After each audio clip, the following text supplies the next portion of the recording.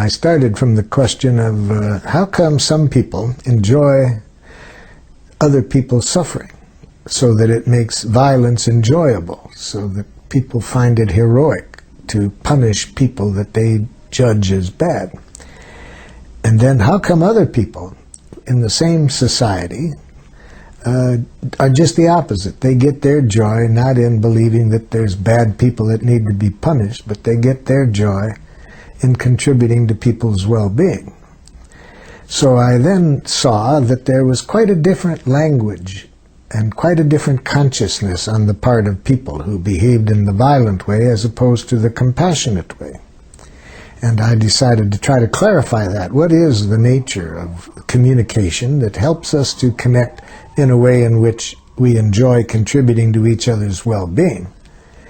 And how is that process of communication different in the people who contribute to the violence of others? Then, after I developed nonviolent communication, which is the language and the power usage that I saw contributing to compassionate interaction, I then wondered, where the heck did we ever learn this other approach? So then I got interested in where did it all begin, where we learned a way of thinking and communicating that contributes to violence on our planet. And here scholars and scientists like Walter Wink, the theologian, and his book, The Powers That Be, and others who share his perspective, trace this back to about 8,000 years ago when various things happened I won't go into now, but we came out of it with organizing ourselves in terms of where a few people who claim to be superior dominate others. Sometimes they base their superiority claiming their family was born closer to God, and so they controlled on the basis of the divine rights of kings. But whatever it is, we started to live in cultures in which a few people claiming to be superior dominated others, and that requires a language of domination. A language in which you classify people in terms of what they are. Are they peons or are they royalty? Are they good? Are they bad? Are they normal? Are they abnormal? That way of thinking goes with domination, because in a domination structure, the people who claim to be on the top claim to know what is right and what is wrong, and they maintain their power through the use of power over tactics such as punishment, reward, guilt, shame. And so they need a language that justifies the use of punishment and reward, the language of retributive justice in which you make judgments of what the other person deserves. And that is dependent on how you judge them, whether good or bad, right or wrong, and so forth. So that's how I think it all began, about 8,000 years ago, when we started to have domination structures in which a few people dominated many. Before that, when we were more in the hunter-gatherer style of society, people that I trust in their studies anthropologically tell me we didn't have violence in the rate that we have since. So nonviolent communication now tries to get us back to what I think is a more natural way of communicating. So I think where we've gotten is an evolutionary snag, where we've gotten stuck on the basis of some unfortunate learning over 8,000 years. And nonviolent communication helps us come back to life, back to a more natural way of living, where our evaluations are on the basis of how needs are served. Are we meeting our needs and the needs of others, rather than who is what? Who's right, who's wrong, who's good and who's bad? No. Are our needs getting met? And if not, what can we do so that everyone's needs get met? That's the language of nonviolent communication. Our training is based on the assumption that the kind of beliefs and judgments that people have that lead them to dehumanize one another and to deny each other's rights, that language, we think, is a distortion of need language. That people are trying to say is that our needs are in danger. Some of our needs are in danger.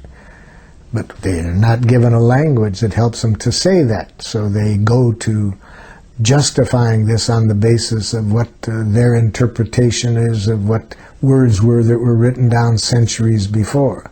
The Bible says, or the Quran says, and they then tried to use these documents as justifying that they are right and the other side is wrong. So when I'm mediating between two groups that are thinking that way, who are at war with each other, each time they use that kind of thinking, I translate it into an unmet need. So when I'm working with two groups, such as two tribes that I was working with in northern Nigeria that were at war with each other, and I ask, what needs of yours are not being met? And I'm confident if we can get everybody's needs clarified, we'll find a strategy for meeting the needs of people on both sides. And a chief from the Christian tribe immediately screams across the table, "These people are murderers." The other people scream back, "These people have been dominating us for 80 years. See, I asked for needs, and they both gave me an analysis of the other side's pathology. Sometimes the analysis takes the form of, our Constitution says, and the other side says, no, it doesn't say that, it says, or the Bible says, no, but the Quran says. So when I ask for needs, and they immediately go into these intellectual judgments that justifies their position, I translate that into what needs I hear being expressed through that.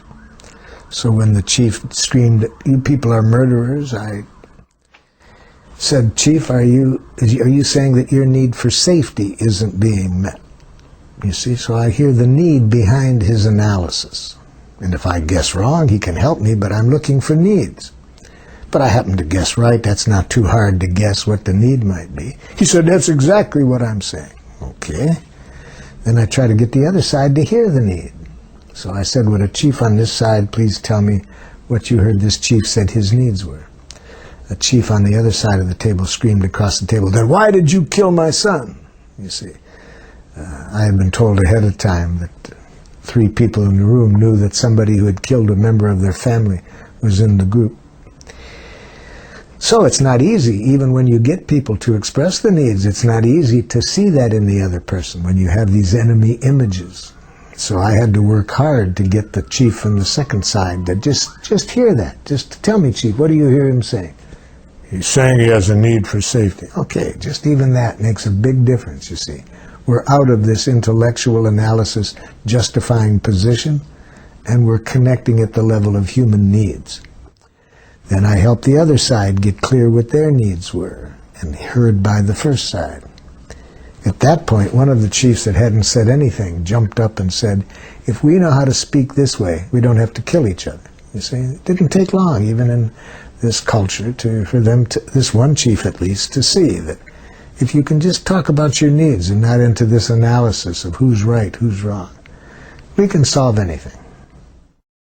So we not only have to get one side to say clearly what's alive in them, what needs of yours are not getting met, then I have to get the other side to connect with that. And that's not easy, even if it's a simple message, because if the other side's brain has been programmed to be diagnosing the pathology in this person, even if I've said this person says he has a need for safety, I had to ask that person at least 3 or 4 times to repeat it back after I repeated it, because his first reaction is, "Then why did you kill my son?" And then the next one was, "You can't trust these people. They'll say anything." And then it took a while before I could give him the understanding he needed to be able to just hear the simple phrase, "A man said he has a need for safety that isn't being met by the way some of the conflicts are being dealt with."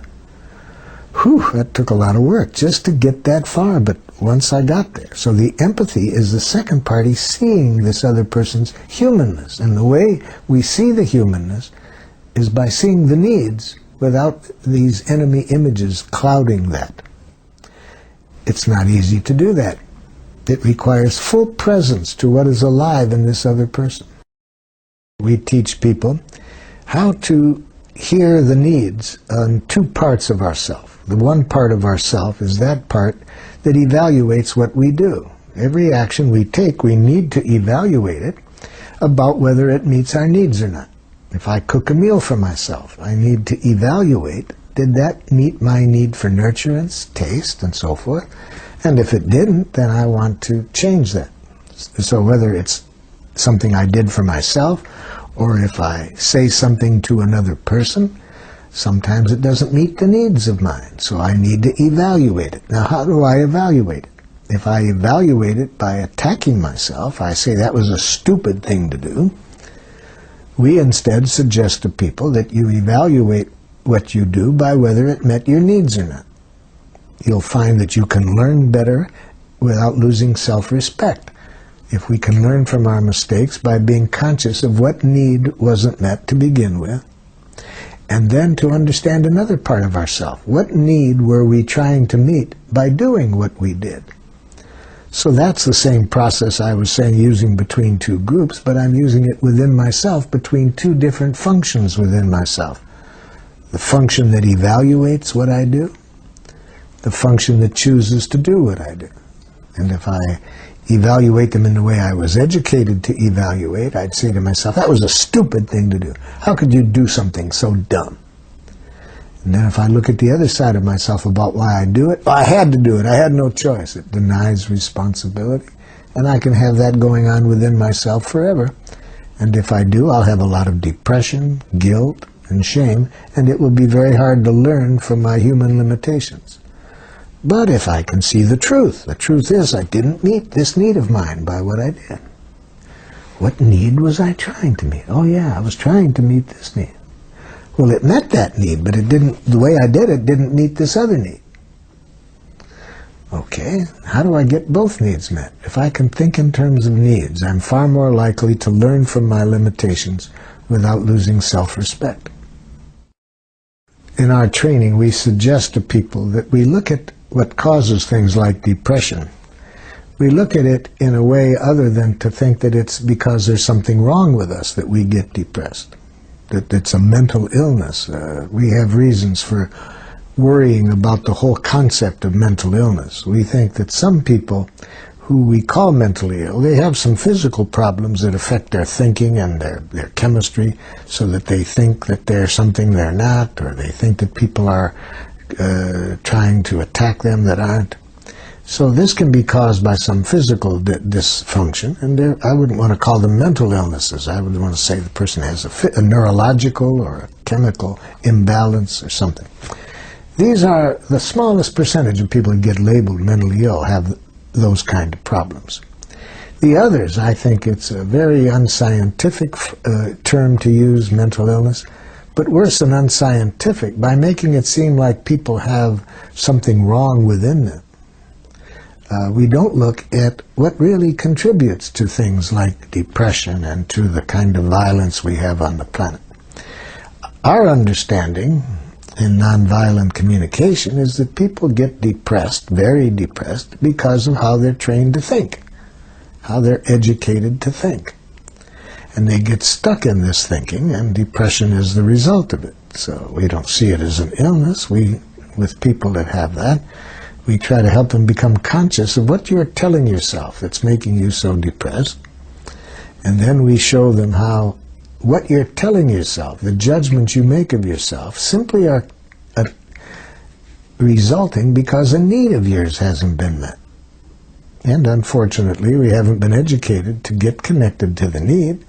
So when that need isn't being met, you go up to your head and start blaming yourself, shaming yourself, attacking yourself. And the depression is an inevitable result of how you think about yourself. So we show people how to transform that thinking about themselves into a language of life. If you say, I shouldn't be depressed, or there's something wrong with me for being depressed, which is what we give the idea to people, that you're mentally ill if you are depressed or you have bipolar illness. They now not only have the results of this thinking that makes them depressed, now they think there's something wrong with them for being depressed, so they're doubly depressed because they're judging themselves for judging themselves. So we say, no, there's nothing wrong with you that you do that. You think that way because you were trained to think that way. Now, there's some beauty in it. If you can see the need of yours that wasn't met behind that, you can learn from something. You can better meet your needs. But if you don't get connected to the need of yours that isn't being met, you just stay up in your head saying, I'm a failure, I'll never amount to anything. Or you ask yourself unanswerable questions such as, why did I do that? When you really know the answer, you're already telling yourself, I did it because I'm a failure, I'm a loser. So if you just communicate that way internally, you're going to spend a good deal of your life being depressed. Doesn't mean there's something wrong with you. It means you've been educated to think that way.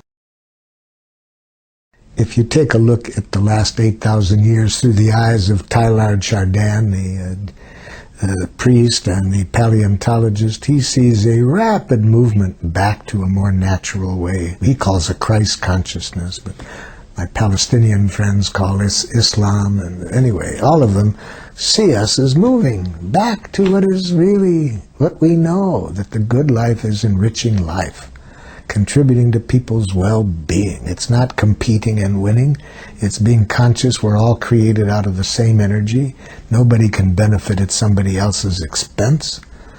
So our economy, which is its success, is measured by whether the rich get richer and the poor get poorer. We're coming to see that that's not going to meet anybody's needs.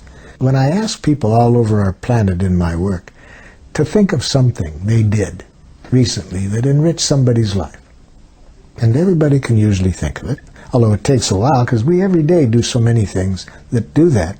It's so part of us that we don't think of it. You know, we give verbal greetings that are designed to connect in a pleasant way with people. We cook meals for people. We do it, touch them in ways that nourish. So very often it takes a while before people can answer this question, but then they get something in mind that they've done for somebody in the last 24 hours. Now I say, focus your attention on how you think that enriched their life in terms of their needs. What needs of theirs were met? How do you think that left them feeling? And when people start to imagine that, you can see a beam come out in their face and their eyes. And I say, how do you feel right now when you realize that you did something that had that impact on people? And people say, oh, I feel good, I feel happy, I feel delighted. Then I ask them this question: do any of you know anything that's more fulfilling than to do that? To use the power we have in a way that contributes to people's well-being. And I've asked that question all over the planet, and nobody has ever said to me, yeah, if you get a Lexus, that's better, or if you get these kind of culturally induced rewards, that's better. No. People say the most fulfilling thing is to contribute to people's well-being. Well, that's play then. That's the most enjoyable play that we human beings engage in, to contribute to people's well-being. Now, sometimes that play can involve hard work, because I may work very hard to do something that contributes to people's well-being. Sometimes I travel a long way across the world to offer something to people that's enriched my life. But it's play when my full focus of attention is on why I'm doing it. I'm not doing it for money. I'm not doing it to get a positive report card. I'm doing it because something that has increased joy in my life. It's joyful to share it with others. It's a fun game. It's the most fun game I've ever found, contributing to people's well-being. I'm really confident it's the most fulfilling game we human beings will ever find. So Teilhard Chardin sees a rapid evolution. He just sees this last 8,000 years as just a temporary snag in our evolution, where some things led us to get culturally ignorant and to get involved in violence and competition. And he says it's just an evolutionary phenomenon, and he sees a rapid movement back to the more natural consciousness. Well, I agree with him that it's happening, and I think it's rapid, but my not being a paleontologist, I don't think in terms of tens of thousands of years. I have a granddaughter. I would like to see us speed it up. We're living on a planet where we have enough resources to meet everybody's needs. We have enough food so that it isn't necessary for millions to starve. We have the medicines that could be preventing millions from dying of diseases. So it's only the consciousness that we need to alter. And there is a rapid movement toward the evolution of this consciousness. I just want us to do it faster.